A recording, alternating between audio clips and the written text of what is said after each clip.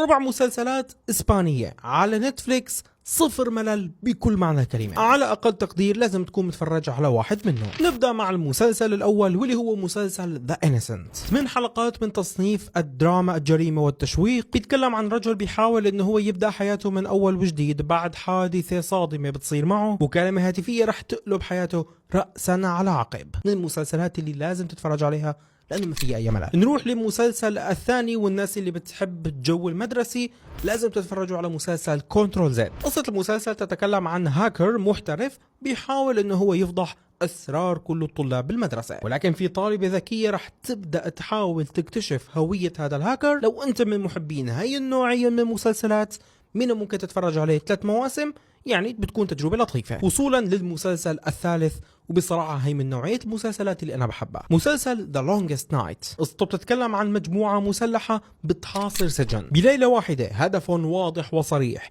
إخراج سجين جدا خطير من هذا السجن. المفاجأة أن المسلسل 6 حلقات فقط، فما يعتبر طويل وأحداثه سريعة، وأتوقع من المسلسلات يلي لازم تتفرج عليها لو بدك شيء هيك سريع بسهرة اليوم. وصولا للمسلسل الرابع والأخير، ما أتوقع يعني ممكن ننهي الفيديو من دون ما نحكي على لا كاسا دي بابل، لأنه آسف يا جماعة وقت نحكي على الصفر ملل، فلا كاسا دي بابل من أوائل المسلسلات بالعالم، بغض النظر إذا اتفقت من النواحي الفنية أو لا، لكن من ناحية المتعة لا كاسا دي بابل دائما موجود بأي قائمة مسلسلات مسلية. اكتب لي تحت بالكومنتات أفضل مسلسل إسباني من وجهة نظرك.